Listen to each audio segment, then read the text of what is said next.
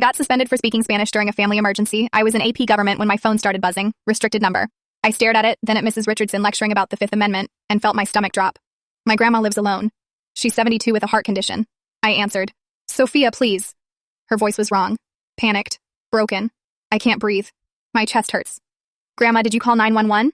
Yes, they're coming, but I'm so scared. I was already standing, shoving my textbook into my bag. Mrs. Richardson stopped mid-sentence, but I was moving, phone pressed to my ear, switching to Spanish without thinking because that's what you do in a crisis. You speak the language of comfort. Where are you? In the kitchen? The 911 dispatcher was asking my grandmother questions she couldn't understand through her panic and broken English. Grandma, put me on speaker. I gave the dispatcher our address in English, then switched back to Spanish. Breathe, Grandma. Breathe with me. The ambulance is coming. That's when I heard footsteps behind me. Miss Martinez, Vice Principal Brooks, 6 feet of rigid posture and clipboard authority. I held up one finger. This is an emergency, but he stepped closer. You know the rule. English only on school grounds. I actually laughed. Not because it was funny, because I couldn't process what he'd said while my grandmother was having a heart attack. My grandmother. I don't care if it's the Pope on that phone. Rules are rules. He pulled out a pink disciplinary form. Sir, I need to. The policy was clearly communicated in the August handbook.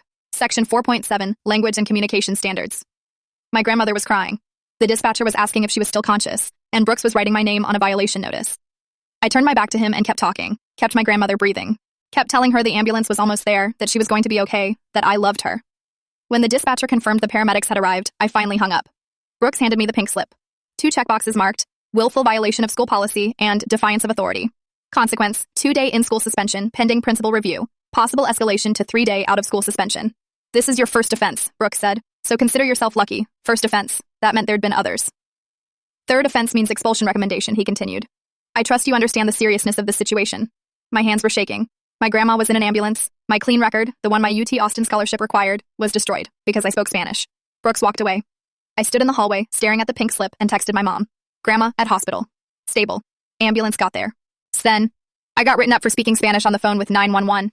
She didn't respond. Probably already driving to the hospital. I couldn't move. Couldn't breathe right. Miss Chen walked past. My English teacher. She saw me and stopped. Sophia, are you okay? I held up the pink slip. She read it. Her face went pale, then red, then pale again. For speaking Spanish to your grandmother? During a dash, she stopped, looked toward the office. When she looked back, something was different, scared. I have to get to class, she said, and hurried past me. She knew it was wrong, but she wasn't going to help.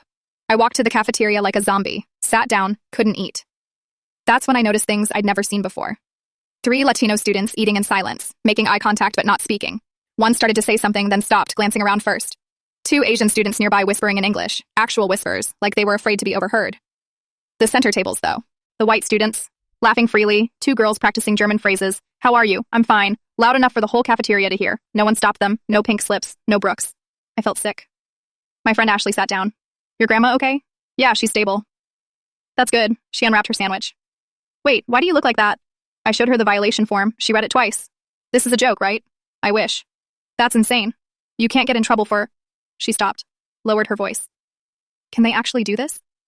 Before I could answer, I heard a whisper behind me. Maria Gonzalez, senior, honor society, never caused trouble. She was talking to her friend, voice barely audible. 3rd violation. My parents had to meet with Principal Wade yesterday. 3rd violation. For what? Speaking Spanish? Like me? I turned. Maria? She looked up, startled, scared. How many violations have you had? She glanced around the cafeteria, saw Brooks standing near the entrance, watching. 3, she whispered. All for speaking Spanish. 1 more and I'm getting expelled. My stomach dropped. When did this start? Beginning of October. They didn't announce it, just started writing people up. October. 3 months ago. How many other students? She shook her head. Wouldn't say. But I looked around that cafeteria, really looked, and I saw it. Students self-censoring, code switching mid-sentence, glancing over shoulders before speaking, the fear in their eyes. And I realized something that made me want to throw up. I wasn't the first, I was just the first one stupid enough to think it mattered why. That evening, I sat at the kitchen table staring at the pink violation form while my parents finished dinner. I waited until Miguel went to his room to do homework. Then I slid the paper across the table. My father picked it up, read it once, read it again. This is discrimination. His voice went hard, sharp. He stood up so fast his chair scraped against the floor. I'm calling the school right now. Carlos, wait. My mother reached for his arm. She's a hospital administrator. 20 years dealing with bureaucracy taught her to be careful. We need to think about this. Think about what? Our daughter got punished for saving her mother's life. I know, but... She looked at me, then at the form, then back at my father. We're here on work visas. Your green card application is still pending. The room went quiet. My father sat back down slowly. Any trouble? My mother continued, voice barely above a whisper. Any complaint? Anything that makes us look like problem families? Immigration looks at everything. So we do nothing? My father's hands were shaking. We let them treat our daughter like this?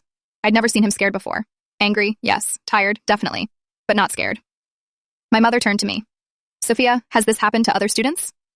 Yes. Maria Gonzalez has 3 violations, all for speaking Spanish. My mother closed her eyes. How many others?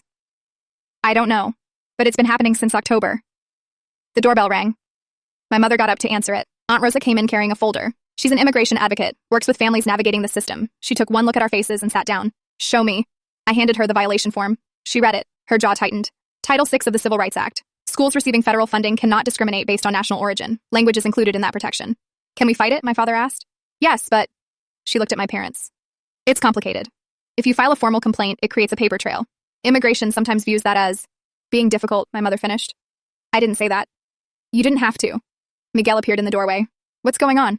Go back to your room, mijo, my father said. Is this about Sophia getting in trouble? We all stared at him. How do you know about that? I asked. Miguel shifted his weight, looked at the floor. Everyone knows. The rule's been around since October. Have you gotten in trouble? My mother asked. No, I don't speak Spanish at school anymore. The way he said it, like it was obvious, like it was just what you did to survive. Miguel, you can speak Spanish, I said. It's our language. Not at school. Mrs. Patterson corrected my pronunciation in front of the whole class last week. Said I needed to work on my accent if I wanted to sound professional. He was 13. He'd been speaking English his whole life. It's easier if I just don't. My mother looked like someone had slapped her. Aunt Rosa leaned forward. Miguel, do you know other students who've been written up? Yeah, Carlos in my grade got flagged during the fire drill. Lynn got in trouble for emailing her mom in Vietnamese on the school computer. He paused. But Emma speaks French with the exchange student all the time. Nobody cares about that. There it was. Confirmation from a 7th grader. This isn't just about Sophia, Aunt Rosa said quietly. This is systematic. My parents looked at each other, having one of those silent married couple conversations. Finally, my father spoke. What do you want to do, Sophia? I want to fight it. If you fight, there will be consequences. For all of us. I know. My mother reached across the table, took my hand. Your scholarship. I know, Mama. But I can't just let this go. Maria's facing expulsion. Miguel is hiding who he is. How many other kids are doing the same thing? Aunt Rosa pulled papers from her folder. If you want to fight this properly, you need to understand what you're up against. Principal Wade has been at Jefferson for 15 years. The superintendent trusts her. The school board trusts her. Parents trust her. And she's wrong, I said. Yes, but proving that takes documentation, evidence, time. How much time? Months, maybe longer. My father shook his head. Sophia has college applications, scholarship interviews. She can't. I'll handle it myself, I interrupted. I'll talk to Principal Wade. Explain what happened. If she understands it was an emergency. She won't care, Miguel said from the doorway. Miguel. She won't, he insisted. She made Marcus cry last year for speaking Mandarin to his grandpa on the phone. Same thing, emergency call. She didn't care then either. The room went silent again. My mother's warning was quiet but firm. Wade has been there 15 years, Sophia. She doesn't lose. I looked at the pink slip on the table, at my parents' worried faces, at Miguel trying to make himself invisible in the doorway. Then I'll be the first, I said. The next morning, I went to the front office before first period. I need to speak with Principal Wade. The secretary didn't look up from her computer. Do you have an appointment? No, but it's important. She's booked solid today. You can schedule something for next week. This can't wait until next week. She finally looked at me, recognized me. Her expression shifted slightly. Have a seat. I'll see what I can do. I sat in one of the hard plastic chairs outside the principal's office, watched the clock. Students passed by on their way to class. Some stared. Word had gotten around. 8:15 became 8:30. 8:30 became 9. I missed first period entirely. At 9:45, the secretary said, "She can see you now."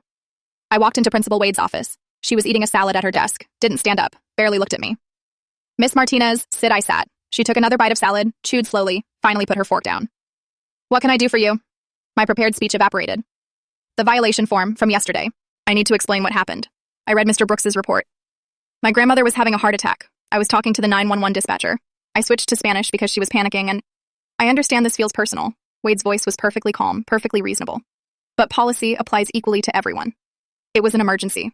Emergency or not, we have standards. We have students from 12 different language backgrounds at Jefferson. If we allowed one exception, where does it end? Chaos in the hallways, students claiming they don't understand instructions, educational quality suffers. She said it like she'd rehearsed it, like she'd given this speech before. But my grandmother is fine now, correct? Wade picked up her fork again. So, no lasting harm done. I felt something cold settle in my chest. Other students have been written up too. Maria Gonzalez has 3 violations, all for speaking Spanish. Wade's fork stopped halfway to her mouth. She set it down carefully. Are you accusing me of discrimination, Miss Martinez? Because that's a very serious allegation. The temperature in the room dropped 20 degrees. I'm just saying there's a pattern. There's a pattern of students violating clearly communicated school policy. Her voice wasn't loud, didn't need to be. This policy has improved our test scores, reduced hallway disruptions, created a more unified learning environment. But only certain languages get punished. We enforce policy equally. She leaned forward. Now, let me be very clear about something, Sophia. You're a smart girl, top of your class, UT Austin scholarship, if I recall correctly. Full ride. My stomach dropped. It would be a shame, Wade continued, voice soft and dangerous, if colleges saw disciplinary problems on your record. Universities don't like troublemakers. They have thousands of qualified applicants. She let that hang in the air. I'm not trying to cause trouble. I just want you to understand now. I understand perfectly. You broke a rule. You're facing consequences, and now you're trying to make this about something it's not. I felt tears burning behind my eyes, refused to let them fall. Wade opened a folder on her desk. Here's what I'm prepared to offer. Accept the 2-day in-school suspension quietly. Serve your time. Move on. Your record will show the violation, but colleges rarely look that deep if there are no further incidents. And if I don't accept it? Then we escalate to a formal disciplinary hearing. Your parents will need to attend. We'll review the case in front of the district administrator. And if the violation is upheld, which it will be, since you admit you spoke Spanish on school grounds, you'll receive a 3-day out-of-school suspension with permanent notation on your transcript. Every college you apply to will see it. Every scholarship committee will ask about it. She picked up her fork again, took a bite of salad. Your choice, Miss Martinez. 2 days in the focus room or 3 days at home with a permanent black mark. What's it going to be? I looked at her face, perfectly composed, perfectly confident. She knew I'd fold. She'd done this before. To how many other students? I'll take the 2 days. Smart choice. Wade pulled out a form, signed it, handed it to me. Report to the focus room immediately. Mr. Torres will supervise. You'll complete all your regular coursework. No participation in extracurriculars until the suspension is complete. I took the form. My hands were shaking.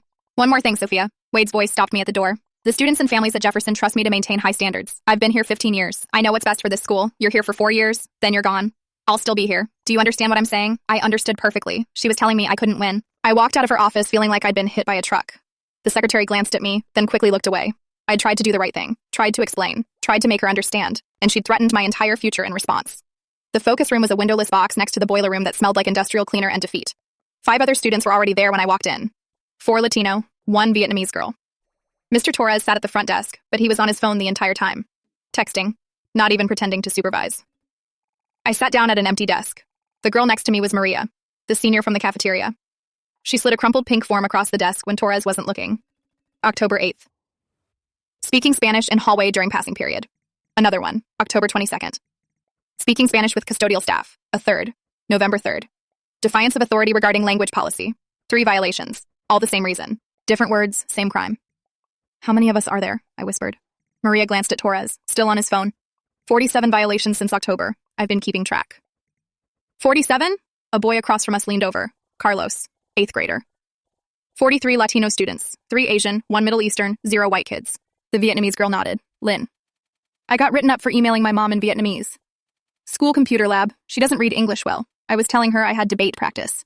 I got flagged during a fire drill, Carlos said. This freshman girl was panicking. Didn't understand the instructions. I explained in Spanish where to go. Brooks wrote me up right there on the lawn while the alarm was still going off. Maria's voice was bitter. I said buenos dias to Mrs. Alvarez, the custodian. She's been cleaning Jefferson for 20 years. We speak Spanish every morning. Brooks happened to walk by that day. I did the math in my head. 47 violations, 3 months. That was over 3 students per week. Where did the violations happen? I asked. Hallways, Carlos said immediately. Morning arrival mostly, when everyone's coming in. Lunch, Lynn added. Cafeteria, parking lot. Never in classrooms though, Maria said. Not during actual class time. I thought about that. Because it would be too obvious. Exactly. Maria pulled out another crumpled form. This one had a handwritten note at the bottom.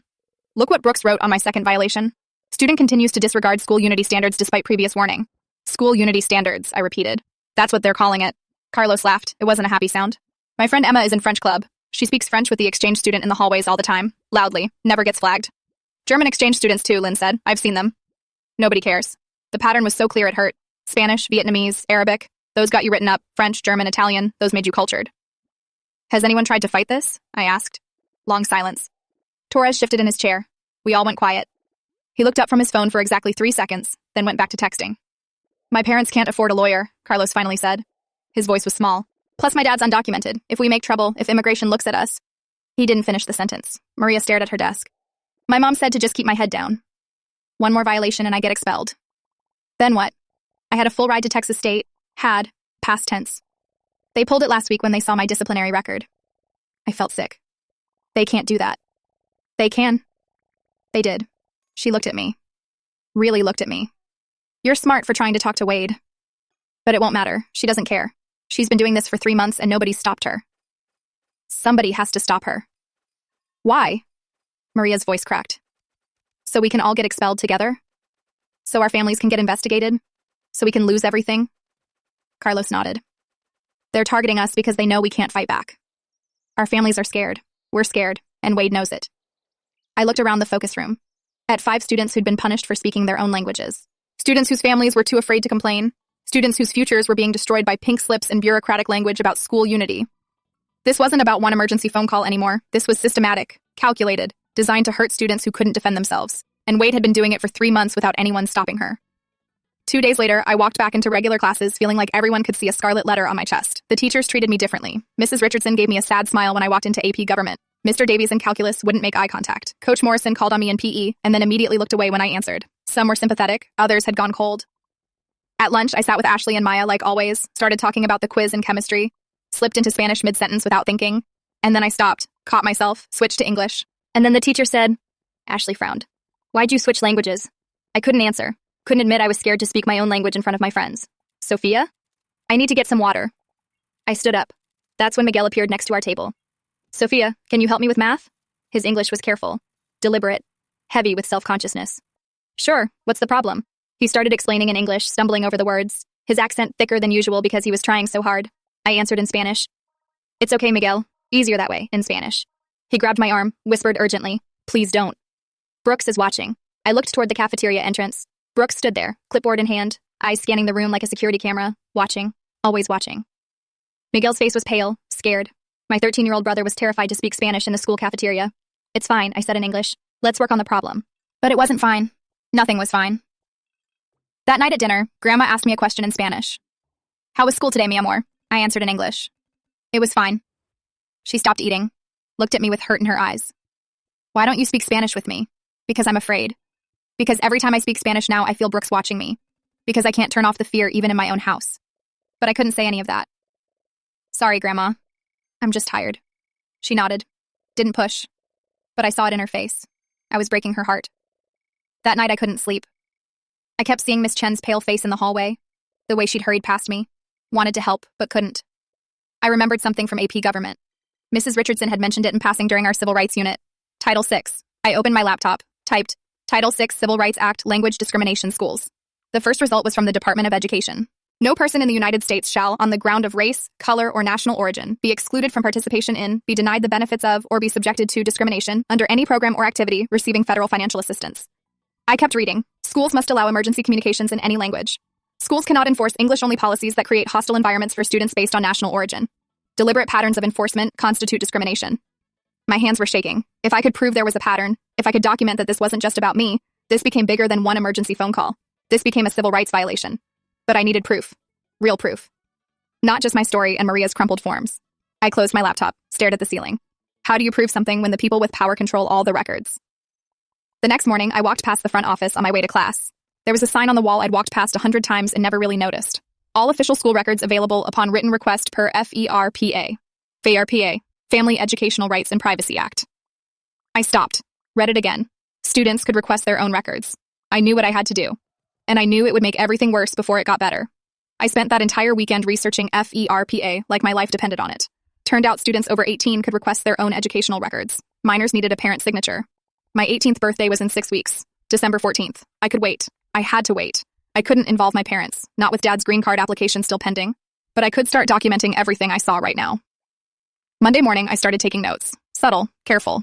Every time I saw Brooks in the hallway, I checked the time on my phone. Took a photo that looked like I was just checking something. Got the timestamp. Morning arrival, 7:45 a.m. Brooks stationed at main entrance, watching students come in. Lunch, 11:30 a.m. Brooks walking the cafeteria, stopping at tables with Latino students. Dismissal, 3:15 p.m. Brooks in the parking lot, clipboard out. I kept a log in my phone. Date, time, location, what I observed. October 28th, 11:32 a.m. Brooks approached Carlos Mendoza at lunch table. Student was speaking Spanish to friend. Brooks wrote something on clipboard. October 29th, 7:48 a.m. Brooks stopped 2 Asian students in hallway. They were speaking quietly. Couldn't hear language. Brooks took names. October 29th, 12:15 p.m. White students at center table speaking German loudly. Brooks walked right past them. No interaction. I created a spreadsheet on my laptop. Columns for everything. Date, time, student ethnicity, language, location, outcome. The pattern became impossible to ignore once I started tracking it. Tuesday during lunch, I was in the hallway taking notes when Ms. Chen walked by. She saw me, saw my phone, saw what I was doing. She didn't say anything, just kept walking. But Wednesday after English class, there was a photocopied article on my desk. How to file a civil rights complaint against your school district.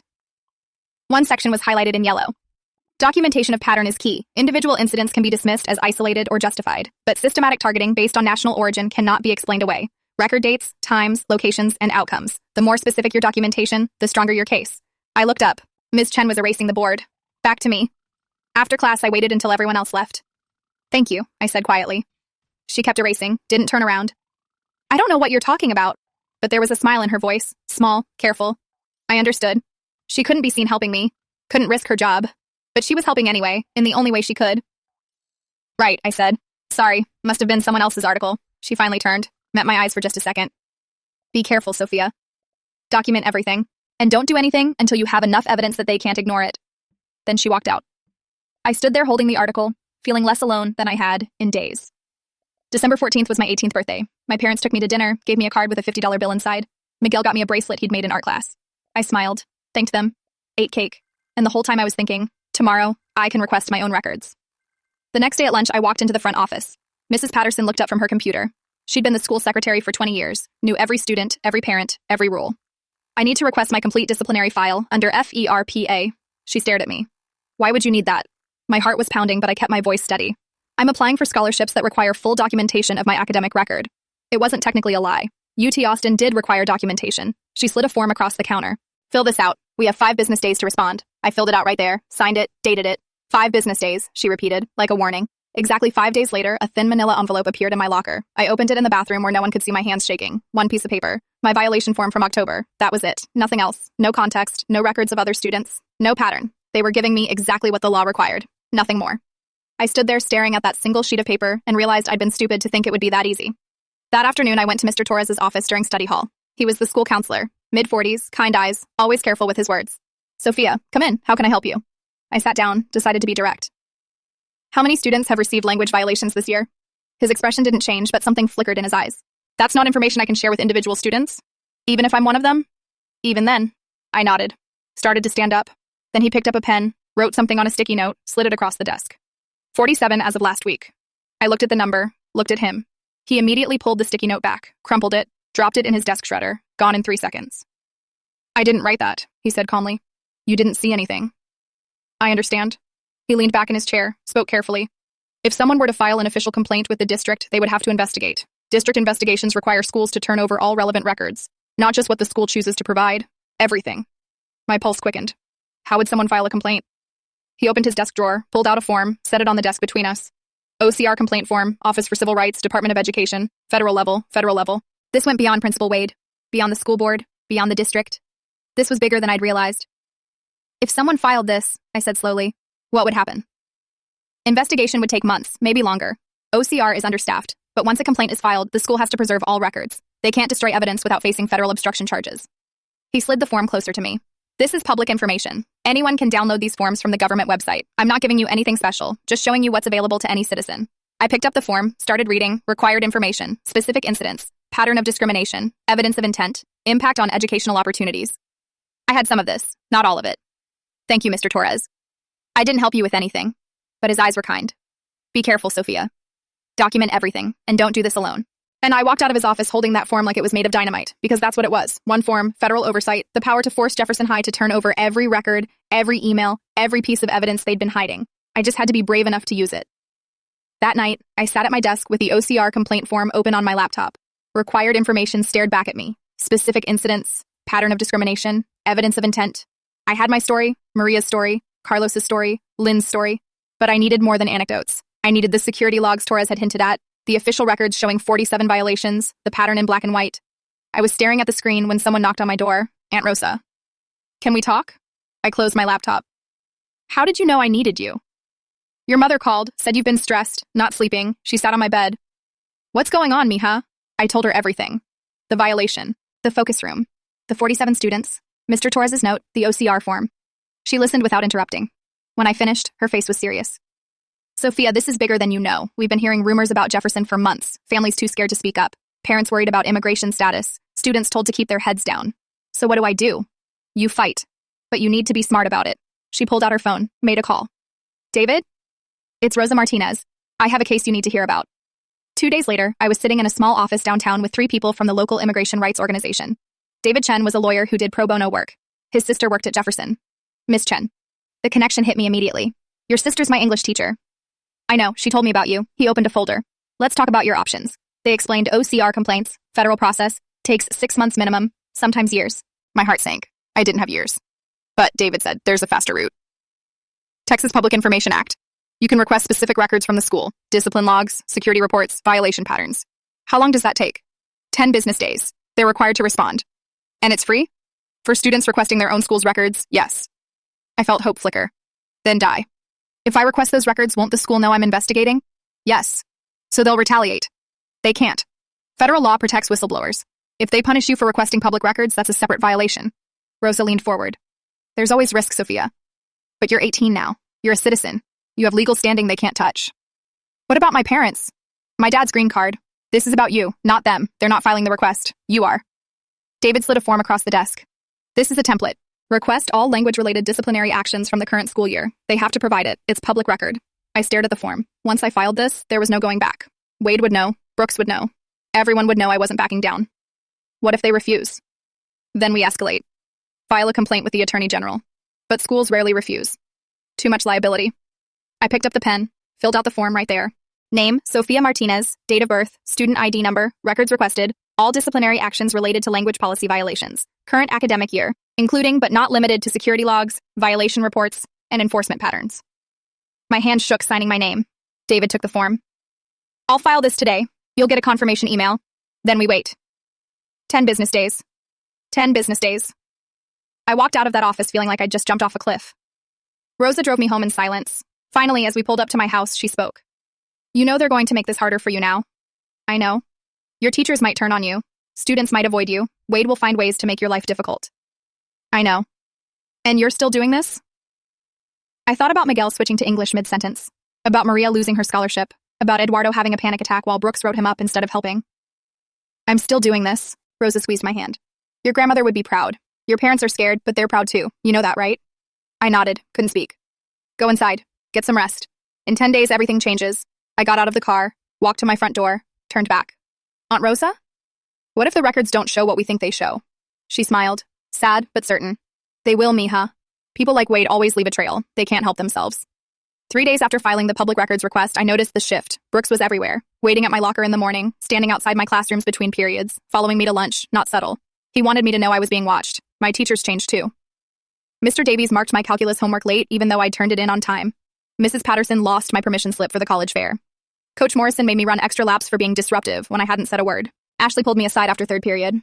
Brooks asked me if you've been stirring up trouble. What did you tell him? That you're the least troublesome person I know. But Sophia, what's going on? Why is he asking about you? I couldn't answer. Couldn't risk getting her involved. That afternoon, I opened my locker to find it completely empty. Everything gone. I ran to the office. Someone stole everything from my locker. Mrs. Patterson didn't look up. Random contraband search. Standard procedure. You can't just search my locker without... We can.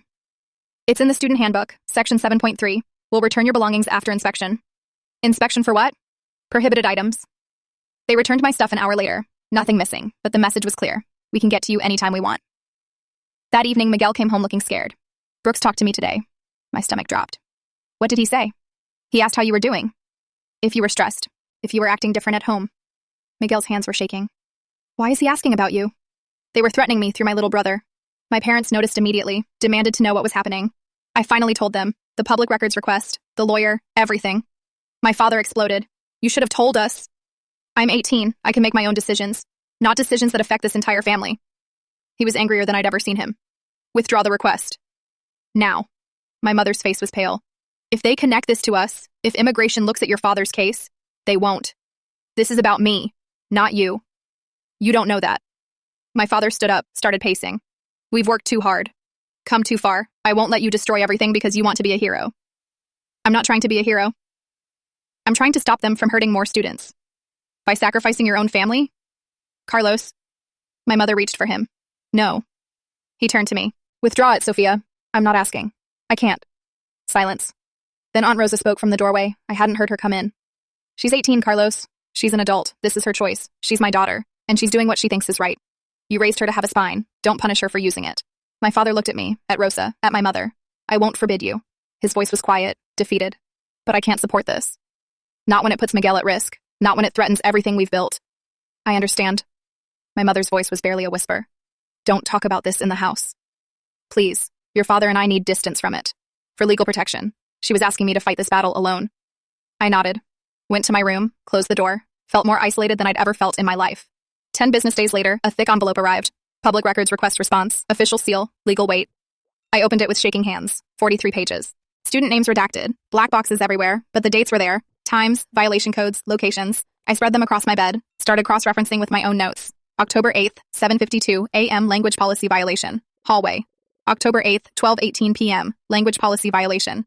Cafeteria. October 15th, 3:21 p.m. language policy violation. Parking lot.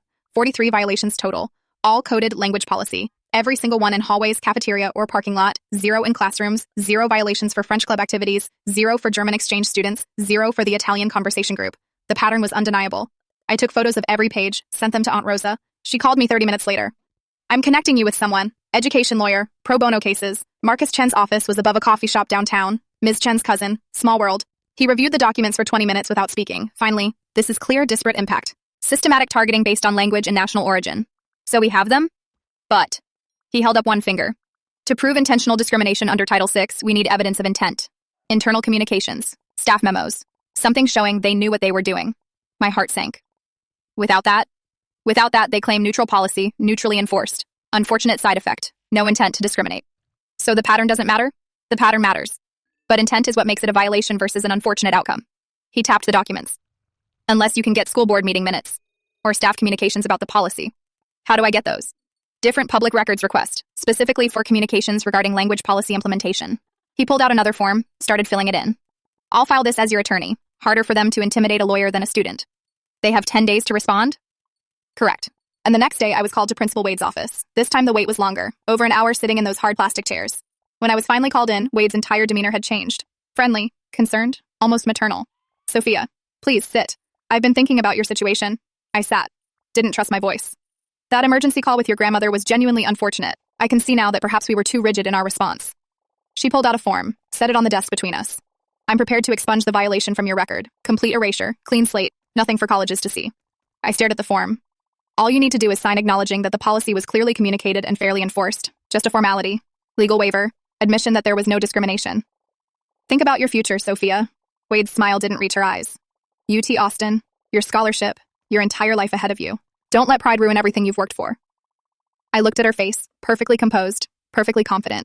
She thought she had me. I picked up the form, read every word, then I set it down. No. Her smile froze. I'm sorry? I said no. I'm not signing this. Sophia, I stood up. You know exactly what you're doing. This was never about education or school unity. It's about control.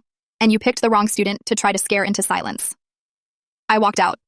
Left her sitting there with her unsigned form and her fake concern. And for the first time since this started, I wasn't scared anymore.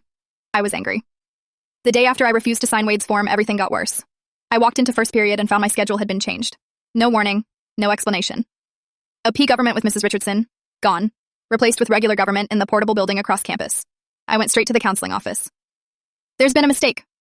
I'm supposed to be in AP government. The secretary didn't look up. Scheduling conflict. You've been reassigned. What conflict? I've been in that class for 3 months. Take it up with your counselor, Mr. Torres's office door was closed. I waited 20 minutes. He finally emerged looking exhausted. Sophia, I heard about the schedule change. Can you fix it? He closed his eyes. It came from administration. I can't override it. This is retaliation. I know. Just those 2 words. I know. He couldn't help me. Couldn't stop them. I found Mrs. Richardson between classes. She saw me coming and her face went pale. Sophia. They pulled me from your class. She pulled me into an empty classroom, closed the door. This is retaliation. You know that, right? I know, but I can't prove it. Keep every email, document every conversation. Timestamps matter in court. She was speaking fast, urgent. I can't help you officially. If I push back, they'll make my life hell too. But I'm documenting everything I see. When this goes to investigation, I'll testify. She was giving me advice like a lawyer, not a teacher. Thank you. Be careful, Sophia. Wade doesn't lose gracefully. At lunch, Miguel found me. Brooks asked Kevin and Sam about you today. My stomach dropped. What did he say? He wanted to know if you've been acting different. If you've been talking about school policy. If you've been meeting with anyone suspicious. Miguel looked scared. Why is he investigating you through my friends? They were digging into my life, looking for ammunition. That afternoon, a girl I barely knew approached me in the hallway. My mom said I should stay away from you. She looked uncomfortable. She doesn't want me getting involved in whatever trouble you're causing. I'm not causing trouble. That's not what Principal Wade told the PTA. My blood went cold. What? There was a meeting last night. My mom went. Wade said some students are trying to create division where none exists, that we need to present a united front for our education. She shifted her backpack. Sorry, Sophia, but I can't risk my college applications. She walked away. I stood there realizing Wade was turning the entire parent community against me. That evening, Aunt Rosa called. I heard about the PTA meeting. How? I have friends there. Sophia, Wade gave a whole speech, made you sound like a troublemaker who's disrupting education with unfounded allegations. What did people say? Long pause. Some parents supported her. Said schools need to maintain standards, that English proficiency is important for success. My chest tightened. And the others? One parent asked about discrimination concerns. Wade shut it down fast. Said it was unfounded allegations from a student facing legitimate discipline.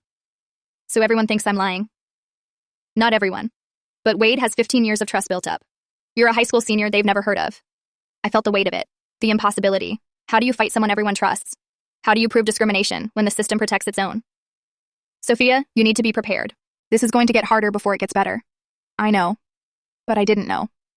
Not really. The next day, Ashley pulled me aside before class. My parents said I should be careful about being seen with you too much. Ashley, I'm not abandoning you, but they're worried about college recommendations. If Wade thinks I'm involved... She looked miserable. I'm sorry. It's okay. It wasn't okay. My friends were sympathetic but distant. Teachers were afraid to help. My own family couldn't support me openly. Wade had successfully isolated me, and she'd done it in less than a week. The second public records request came back a week later, 53 pages, most of it blacked out. Exempt from disclosure, attorney-client privilege. Exempt personnel matter. Exempt ongoing investigation. They'd redacted almost everything. I called Marcus immediately. They blocked everything, staff emails, memos, internal communications, all exempt. Let me see it. I drove to his office. Spread the pages across his desk. He went through them slowly, methodically. Wait. He stopped on page 37. Look at this. Staff meeting agenda from 3 months ago, October 3rd, bullet point halfway down. New hallway management strategies, emphasis on English proficiency. Not a smoking gun, but suggestive. It's something, Marcus said. Shows they were discussing language enforcement, but it's not enough to prove intent. So what do? We file the OCR complaint anyway, use what we have, force a federal investigation. That night, I sat at my laptop writing out everything. 47 violations since October, 43 Latino students, 0 white students, every violation in common areas, none in classrooms, languages targeted, Spanish, Vietnamese, Arabic, languages ignored, French, German, Italian. My emergency call. Maria's 3 violations, Carlos during the fire drill, Eduardo's panic attack. I wrote for 3 hours, made it as detailed as possible. Attached the public records, the violation patterns, the redacted staff agenda, hit submit at 11:47 p.m., confirmation email arrived instantly. Case number 2024-TX-1847 opened. Investigation timeline 6 to 12 months. 6 to 12 months. My heart sank. College applications were due in 2 months. Scholarship interviews in 6 weeks. I called Marcus. 6 to 12 months? I don't have that kind of time. I know. OCR is understaffed, overworked, backlogged. This is standard. So what was the point? The complaint does one critical thing. It requires the school to preserve all records. Wade can't destroy evidence now. If she does, that's federal obstruction. Separate criminal charge. Small victory. But it didn't help my immediate problem. My violation was still on my record. Wade was still principal. Brooks was still watching me. And I had 6 weeks until my UT Austin scholarship interview. The interviewer would see my disciplinary record, would ask about it. What would I say? That I was fighting discrimination but couldn't prove it yet? That the investigation would take months? That by the time anyone believed me, my college future would already be destroyed? Sophia. Marcus's voice was gentle. You did the right thing. Filing that complaint protects everyone, even if it doesn't help you immediately. But it might not help me at all. He didn't argue, because we both knew it was true. I'd done everything right, documented everything, followed proper channels, filed official complaints, and I was still going to lose. The anxiety started small, then grew until it consumed everything. I woke up nauseous, stomach in knots. Walking through school doors felt like walking into a trap. I stopped eating lunch in the cafeteria, couldn't handle Brooks watching me, started eating in my car instead. My grades slipped, couldn't focus, mind racing through worst-case scenarios. Ms. Chen noticed during English class, asked me to stay after. She closed the door, spoke fast. I'm going to tell you something. And then we never had this conversation. I nodded. 3 teachers complained to Wade about the language policy, staff meeting in October, said it was discriminatory. My pulse quickened. What did Wade say? Anyone not comfortable with school policy should consider if this is the right workplace for them. A threat, clear and direct. 2 teachers have tenure. They shut up after that. The 3rd one quit. And you don't have tenure. I have student loans, rent. I can't lose this job. Her hands shook. But there's a staff meeting minutes binder in the copy room.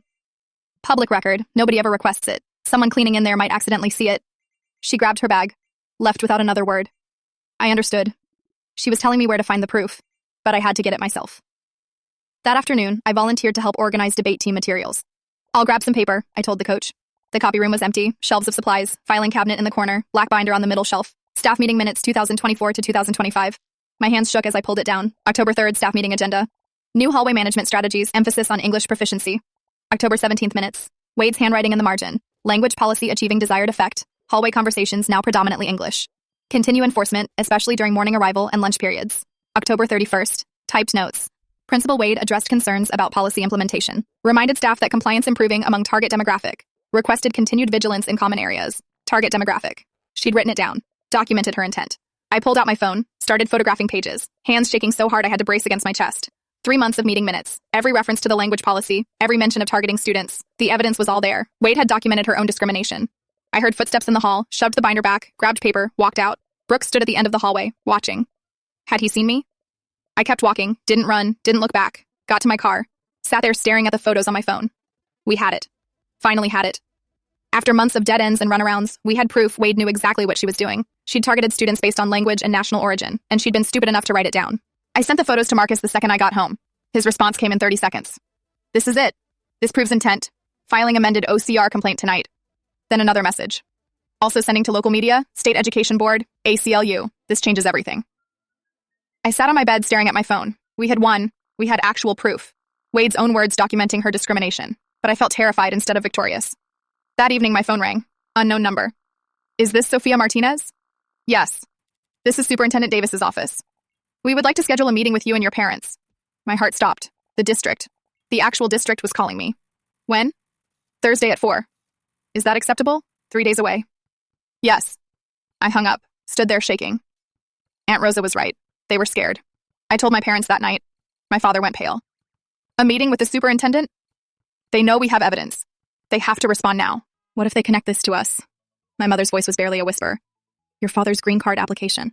They cannot retaliate against you. Federal law. Laws do not always protect people like us, Sophia. The fear in her eyes was real, justified, based on years of watching the system punish people who spoke up. Aunt Rosa arrived 20 minutes later. The superintendent does not call for nothing. They are panicking. Or they are planning to destroy her, my father said. Either way, we show up. We document everything. We bring Marcus. The meeting was scheduled for Thursday. 3 days. I barely slept. I spent those 3 days researching everything I could find. Student fights discriminatory school policy. Wins after 2 years in court. Student challenges administration. Loses. Blacklisted from colleges. Student whistleblower faces retaliation. Drops out. Never finishes high school. The success stories existed, but so did the failures. I lay awake Wednesday night thinking, what if I am destroying my future for nothing? Thursday morning, Miguel found me in the kitchen. Why are you doing this? Why cannot you just follow the rules? Because the rules are wrong. Someone has to say it. But why does it have to be you? I did not have a good answer, except because I can. I am 18. I am a citizen. I have Aunt Rosa and Marcus. Other students do not have that. Miguel looked at me for a long time. Carlos's dad is undocumented. Maria's parents are on work visas. Lynn's family is still waiting for asylum approval. I know. So you are doing this because they cannot? Yes. He nodded slowly. That is brave, and also really stupid. I laughed. It came out more like a sob. Yeah, it is both. Thursday at 4, we walked into the superintendent's conference room. The power imbalance was immediate and obvious. Their side of the table, Superintendent Davis, Principal Wade, Vice Principal Brooks, district lawyer in a suit that probably cost more than my car, human resources representative with a tablet and a recording device. Our side, me, my parents, Aunt Rosa, Marcus. 6 officials versus 4 advocates. Davis opened with a smile that did not reach his eyes. We take any allegations of discrimination extremely seriously. Allegations. They were still calling it allegations. The district lawyer leaned forward. The policy in question was designed to promote academic English proficiency per state standards. Entirely within our rights. Marcus did not miss a beat. Then why is enforcement limited to Spanish and Vietnamese? Why not French, German, Italian? Silence. Wade spoke. Her voice was calm, controlled. Those are academic contexts. Classrooms, exchange programs, structured learning environments. Marcus smiled. Sophia's grandmother's heart attack was not academic? Wade's face went red, but she kept her composure. Emergency situations can be addressed through proper channels. Front office, counselors. We have systems in place. I spoke for the first time. I tried the proper channels. Your secretary hung up on my father when he called about my grandmother. When he came to the school, he waited 45 minutes while you ate lunch. Every official turned to look at me. Davis's expression shifted. Is this true? Wade hesitated. I do not recall. October 15th, 12:17 p.m. My father has the phone logs. The district lawyer whispered something urgent to Davis. The HR representative typed furiously on her tablet. The tone in the room changed. They realized I had documented everything. Davis cleared his throat. We are prepared to offer a resolution. He slid a paper across the table. Sophia's violation expunged from her record. Policy clarified to allow emergency communications. No admission of wrongdoing. Sophia signs a non-disclosure agreement regarding this meeting. Marcus did not even look at the paper. Absolutely not. Davis blinked. I am sorry. OCR complaint already filed. Media already contacted. ACLU reviewing the case. This is not negotiation. This is documentation for federal investigators. Davis went pale. Federal investigators? Marcus slid our amended complaint across the table. Staff meeting minutes attached. The district lawyer grabbed it. Started reading. His face changed with every page. He leaned over and whispered frantically to Davis. Davis read one page, then another. His hands shook slightly. The meeting ended abruptly. We need to consult with legal counsel. We will be in touch. Walking to the parking lot, I felt exhausted, uncertain. Marcus was triumphant. That went well. They are panicking. Aunt Rosa nodded. They will come back with a better offer now. My father said nothing. Just walked beside my mother, worried. I got in the car and looked back at the school. Brooke stood at the entrance, watching us leave. The expression on his face was pure hatred. The next morning, I walked into school and immediately knew something was wrong. Whispers, stares, phone cameras pointed at me. Ashley rushed over. Did you see the email? What email? She showed me her phone. School-wide message from Principal Wade sent at 6 a.m. Recent unfounded allegations have created distraction from our educational mission. Any student found spreading false information will face severe disciplinary action. I stared at the screen. Wade was trying to intimidate everyone else into silence, painting me as a liar. But it backfired. Students were talking openly now, comparing stories, realizing they were not alone. Carlos approached me between classes. Is it true? You got the meeting minutes? Word was spreading. I thought I was fighting this alone. But Wade's email did something she did not expect. It told every student she was scared. And if she was scared, maybe we had a chance. 3 days after the district meeting, my phone rang during lunch. Unknown number. I almost did not answer. Is this Sofia Martinez? Yes. This is Carlos Mendoza. I host the morning show on La Voz 103.7. Your Aunt Rosa gave me your number. My stomach dropped. A radio show? I want to interview you. Not about allegations or legal stuff. Just your story. What happened? How it made you feel. I found my parents that evening. Told them about the call. My father shook his head immediately. No, absolutely not. This makes everything public, my mother said. No going back. Everyone will know. Everyone already knows. Wade sent that email to the whole school. This is different. This is media. This follows you forever. Mendoza called again. I put him on speaker so my parents could hear. I will keep it factual, he said. Just your experience. The emergency call, the violation, your feelings, nothing about legal proceedings or documents. My parents looked at each other, having one of those silent conversations. Aunt Rosa arrived. Let her do it. The community needs to hear this from her, not from Wade's version. Marcus drove me to the radio station Saturday morning. Sat in the studio with me to make sure I did not say anything that could hurt the case. Mendoza was warm, put me at ease immediately. Just tell me what happened. Start with a phone call. So I did. Told him about sitting in AP government, my phone ringing, my grandmother's panicked voice, switching to Spanish without thinking because that is what you do in a crisis. And then what happened? Vice Principal Brooks appeared while I was still on the phone with paramedics, told me I was violating school policy, started writing me up while my grandmother was having a heart attack. How did that make you feel? I had not let myself really think about that question. Had been too busy documenting and fighting and surviving.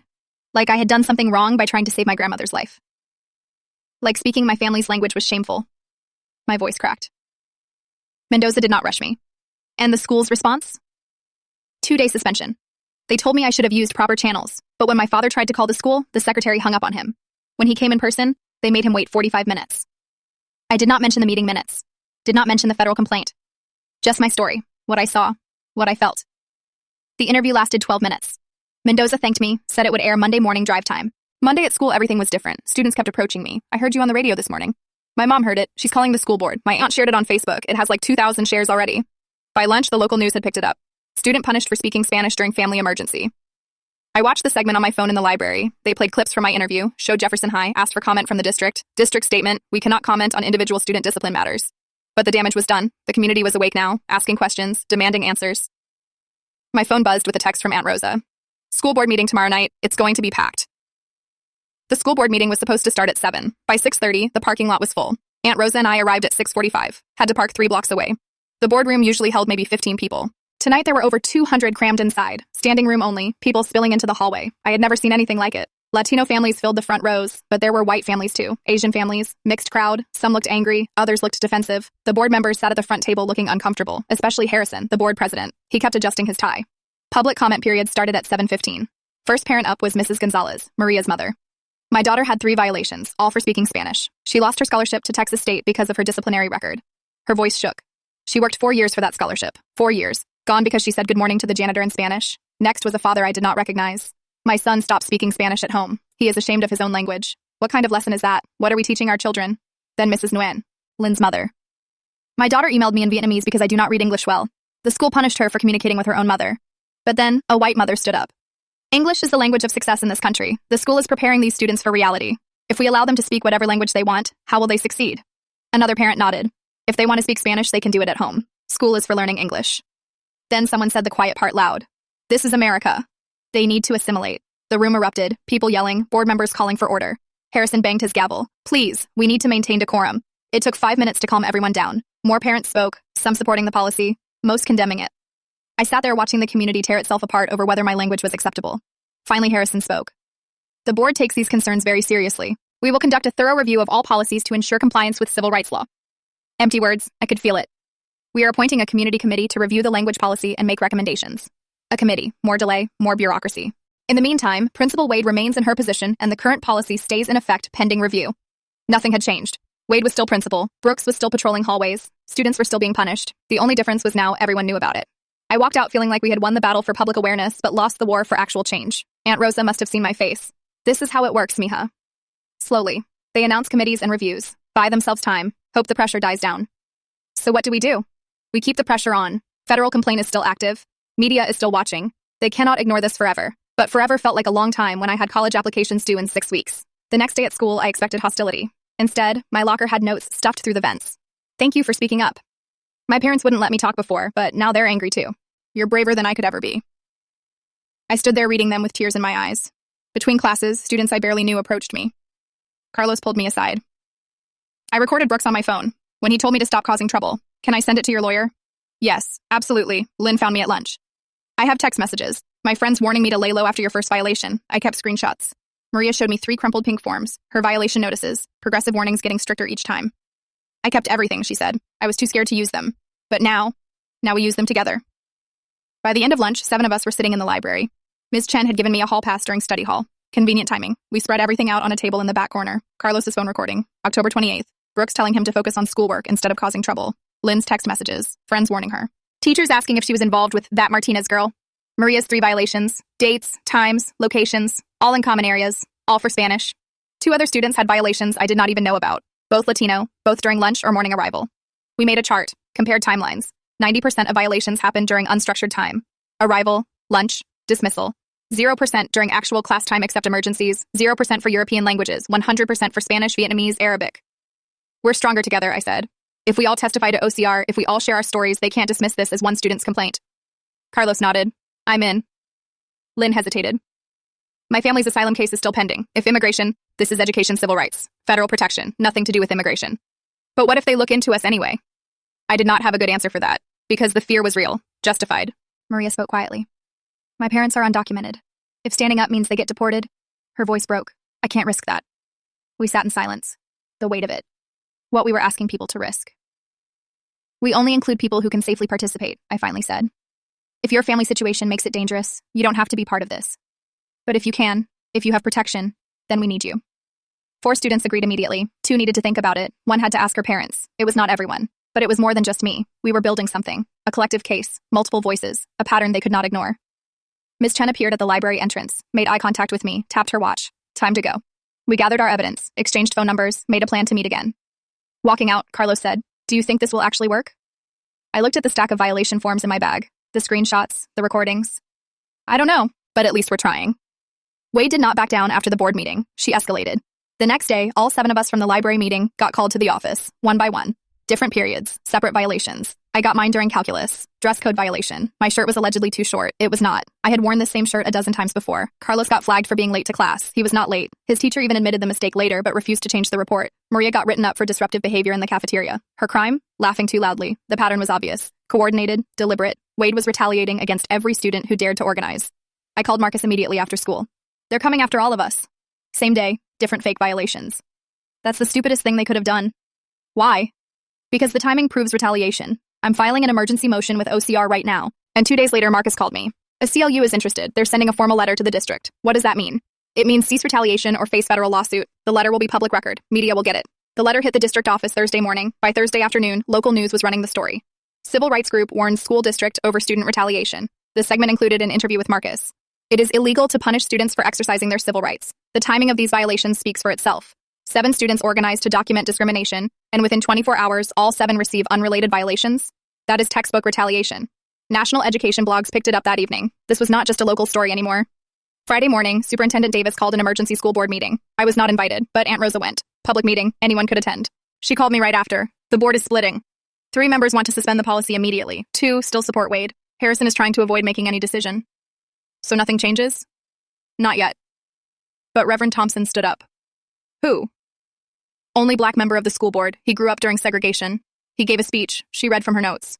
We do not need OCR to tell us this is wrong. I grew up when speaking made you a target. I watched friends punished for their accents, for their language, for being who they were. I will not watch it happen again. Not in my district, not on my watch. What did the others say?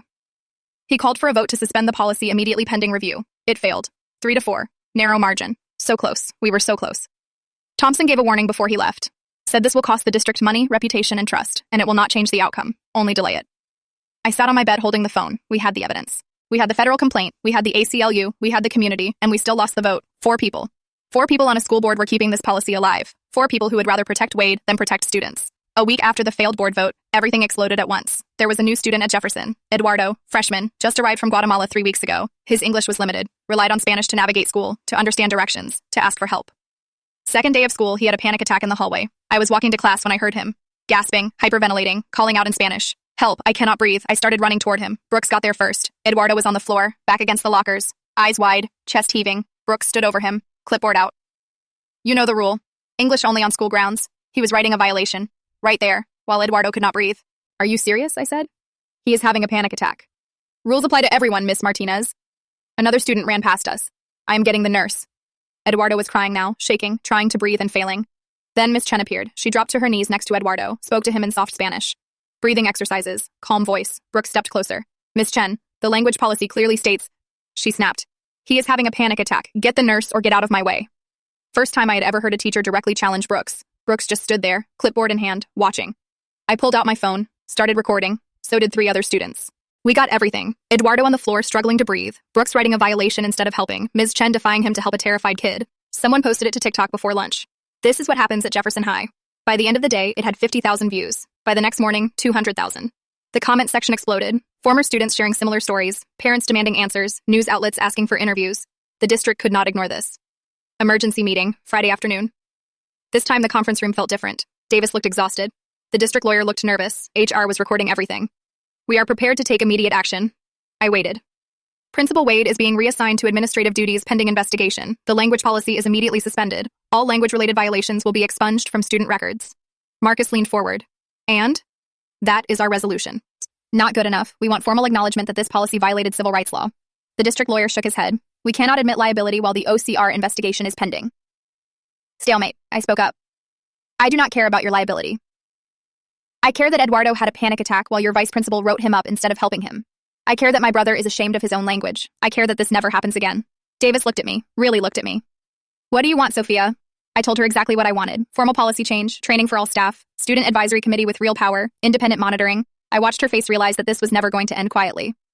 The week after Eduardo's video went viral, we spent 5 days in negotiations. Marcus on one side of the table, a CLU lawyer on the other, me, Aunt Rosa, and my parents sitting behind them. District lawyer across from us, HR representative taking notes. Superintendent Davis, looking like she had not slept in days. The district wanted this to go away quietly. Minimal publicity, sign some papers, move on. We wanted actual change. Day 1, they offered to expunge my violation and clarify the policy. Marcus said no. Day 2, they offered to add language about emergency communications. Still no. Day 3, Davis got frustrated. What exactly do you want? Marcus slid a list across the table. All language violations expunged from all student records. Not just mine. All 43 students. Formal policy rescission with written acknowledgement that it failed to balance educational goals with cultural respect and civil rights protections. Mandatory civil rights training for all staff. Not optional, not online modules. Real training. Student advisory committee with actual power to review policies before implementation. Independent monitor for 2 years to ensure compliance. The district lawyer read the list, whispered to Davis. This is excessive. A student had a panic attack while your vice principal wrote him a violation instead of calling for help. That video has 500,000 views. You think this is excessive? Day 4, they came back with a counteroffer. Everything on our list except the formal acknowledgement. They would not admit wrongdoing while OCR investigation was pending. Marcus pushed back. The acknowledgement is non-negotiable. More whispering, more phone calls to district legal counsel. Day 5, they caved. Sort of. The written statement said the policy did not adequately balance educational goals with cultural respect and civil rights protections. Not a full admission of discrimination, but close enough that everyone knew what it meant. Wade would be reassigned to administrative duties at the district office, keep her pension, but lose her principalship. Brooks would receive formal reprimand and mandatory retraining, not fired, just humiliated and demoted. Marcus turned to me. What do you think? I stared at the settlement papers. Wade was not fired. The district was not calling it discrimination. Brooks was still employed. She should be fired. Yes, but this is what realistic accountability looks like. We won the most important thing. The policy is gone. She cannot hurt students anymore. I signed the papers. It did not feel like victory. It felt like compromise. But Marcus was right. The policy was dead, students were protected, and Wade would never be principal again. Sometimes that has to be enough. The settlement was announced on a Friday. I walked into school Monday expecting everything to feel different. It did not. Some students smiled at me in the hallways, whispered thank you, left notes in my locker. Others avoided eye contact, walked past me like I did not exist. Ashley told me what people were saying. Some kids think you caused too much drama, that you made everything worse for everyone. I nodded, expected that. The teachers were worse, Mr. Davies would not look at me in calculus. Coach Morrison made me sit out during PE for a uniform violation I did not commit. Mrs. Patterson in the front office gave me the coldest stare every time I walked past. They saw me as the troublemaker, the student who challenged authority and won. But Mrs. Richardson stopped me after AP Government. She handed me a book, Eyes on the Prize, Civil Rights History. Sometimes doing the right thing means being uncomfortable. Keep going. Ms. Chen was more direct. She mentioned me in class, out loud, in front of everyone. Sometimes doing the right thing means being uncomfortable. Sophia knows that. We should all learn from her example. Half the class looked uncomfortable. The other half nodded. The new interim principal was Mr. Okafor, transferred from another school in the district. He called me to his office the second week. I walked in expecting another interrogation. Instead, he said, I want to understand what happened here so it never happens again. He actually listened, took notes, asked follow-up questions, did not interrupt, did not make excuses, did not defend Wade, just listened. 2 weeks later, he announced a school assembly about respecting diversity and civil rights. The assembly was awkward. Some students paid attention. Most were on their phones. But then Eduardo stood up during the Q&A section. His English was still halting, still heavily accented. I was very scared to come to school after that day. But now I see students like Sophia, and I think maybe it is okay to be who I am. Not a Hollywood moment. His grammar was not perfect. Some students fidgeted, but I felt it. This was why it mattered. Not for the headlines or the settlement or the policy change. For Eduardo. For Miguel. For every student who felt like they had to hide. After the assembly, Eduardo found me. Thank you, he said in Spanish. You do not have to thank me. Yes, I do. You made school safe for me. I hugged him. Felt tears I had been holding back for months. This was what victory looked like. Imperfect, incomplete, but real. That night at dinner, my father opened an envelope from Immigration Services. His hands shook as he read it. My green card was approved. My mother started crying. Happy tears this time. The timing was coincidence. His application had been pending for 18 months, but the relief was enormous. My father looked at me across the table. I was wrong to want you to stay quiet. I was just afraid. I know, Dad. No, you do not know. He set the letter down. I have spent 20 years being careful. Never making waves, never drawing attention. Because one mistake could cost us everything. But Sophia is not a mistake, my mother said quietly. I know that now. He reached across the table, took my hand. I am proud of you. And I am sorry I could not say it while you needed to hear it. Miguel appeared in the doorway, homework in hand. Sophia, can you help me with Spanish homework? First time in months he had initiated anything in Spanish. He was still self-conscious about his accent. Still hesitated before speaking. But he was trying. We sat at the table working through conjugations, mixing Spanish and English naturally, the way we used to before everything happened. Grandma watched from her chair. She had recovered fully from her heart episode. Never directly mentioned what happened, but after dinner, she pulled me aside. Your grandmother is proud of you, she said in Spanish. I hugged her and started crying, all the tension from the past 4 months finally releasing. Aunt Rosa found us like that. You know this is not over, right? This is one school, one policy. The work continues. I know, but I need to just be a high school student for a little while. Rosa smiled, squeezed my shoulder. You have earned that. My UT Austin scholarship interview was 3 weeks after the settlement. I walked in terrified they would see me as a troublemaker. The girl who sued her school, the liability. The panel was 3 professors and an admissions counselor. Tell us about a significant experience that shaped your perspective. I could have lied, could have talked about volunteer work or a challenging class. Instead, I told them everything. The emergency call, the violation, the months of documentation, the federal complaint, the settlement. What would you do differently? I would document everything from day one. I would involve community earlier. I would take care of my mental health better. I paused. I would still do it, but I would be smarter about it. It sounds like you lost a lot. I lost friends. Some teachers still do not like me. My brother was scared. It was not heroic. It was messy and hard. One professor leaned forward. You did not make yourself the hero of this story. I was not the hero. I was just the one who had enough privilege to take the risk. My parents are legal residents. I am a citizen. We have family support. Other students could not do what I did without risking their families. The interview ended. I walked out certain I had blown it. 2 weeks later, I got the acceptance letter. Full scholarship. My college essay was about learning that doing the right thing does not mean you stop being afraid. It means you act despite the fear. I got into UT Austin.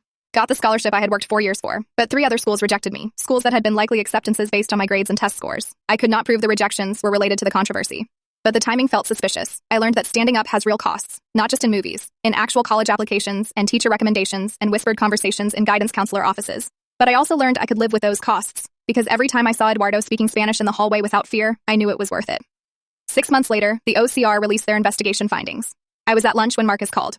They found in your favor, complete vindication. I pulled up the report on my phone, read the official language. Pattern of disparate impact based on national origin, insufficient justification for policy, evidence of discriminatory intent and enforcement, and formal finding that the district violated Title VI of the Civil Rights Act. The district was required to implement all the changes we had already negotiated, but now it was federal requirement, not just settlement agreement. Wade's teaching certificate was under review by the state board. She might face suspension, might lose her license permanently. Brooks quietly resigned 2 weeks later, took a job at a private school in the next county, no federal oversight there. It did not feel like complete justice. Wade kept her pension. Brooks was still teaching. The system had not collapsed, but things had changed. The student advisory committee became permanent. I served as founding member my senior year. We reviewed new policies before implementation, had formal input on discipline procedures, could request changes, and the administration had to respond in writing. Not perfect. They ignored our recommendations sometimes, found workarounds, but we had a voice now, official, documented.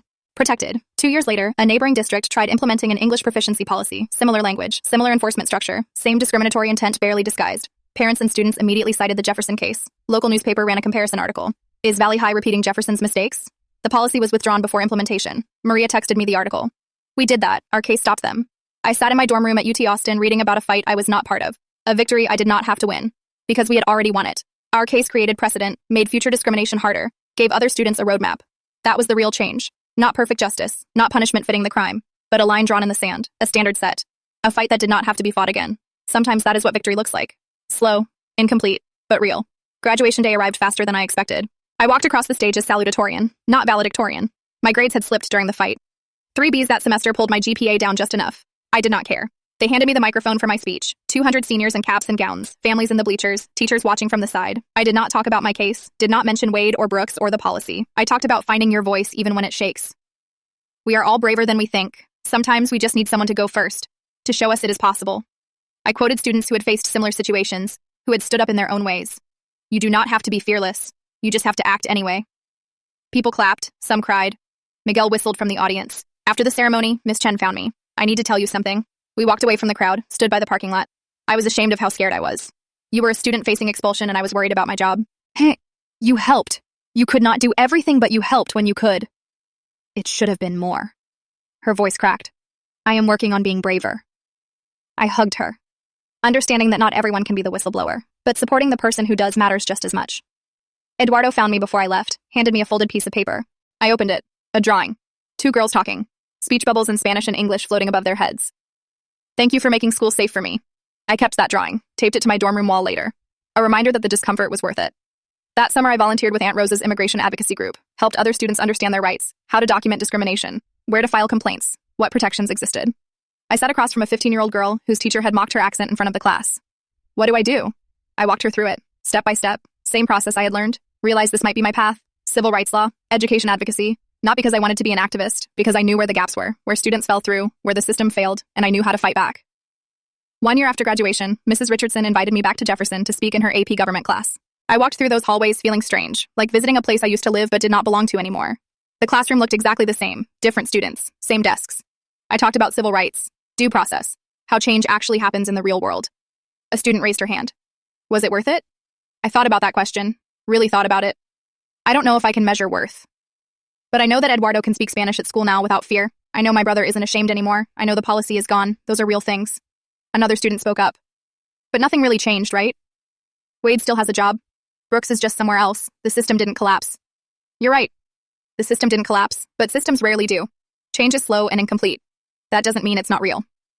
I showed them the student advisory committee. Student input was now official policy. You have a voice now that didn't exist before. What you do with it is up to you. After class, Mrs. Richardson walked me out. Thank you for coming back. Some of them needed to hear that. Hear what? That fighting isn't about winning perfectly. It's about making things a little bit better. Driving away from Jefferson, I felt everything at once. Pride and disappointment. Satisfaction and frustration. My phone buzzed. Text from Miguel. Thanks for what you did, even though it was scary. I pulled over, started typing a response, deleted it, started again. I don't regret fighting. I regret that I had to. But at least I did. Sat there in the parking lot thinking about everything I had lost and everything I had gained.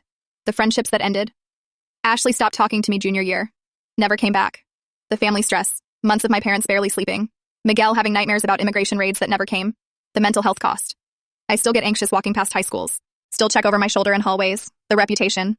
I'm tagged forever as that girl who sued her school, even though I never sued anyone. But also, I can look at myself in the mirror. Miguel speaks Spanish at home again. Proudly, loudly, with his terrible accent and his joy. Eduardo feels safe. Maria got her scholarship reinstated. Carlos isn't afraid anymore. The policy can't hurt future students. People ask if I would do it again. Honest answer? I don't know. I want to say yes, that I would always choose justice, but it costs so much. The thing they don't tell you about standing up is that it's not one decision. It's 100 small decisions every day to keep going. Some days I chose wrong, got too angry, pushed too hard, hurt people who were trying to help. I'm not a hero. I was a scared kid who got mad enough to overcome the fear. Sometimes that's enough. If you're in a situation like mine, here's what I learned. Document everything. Dates, times, exact words, screenshots, voice recordings, everything. Find allies. You can't do this alone. Teachers who slip you information, lawyers who work pro bono, family who support you even when they're terrified. And remember this, you don't have to be fearless, you just have to act anyway. Sometimes that's the only way things change.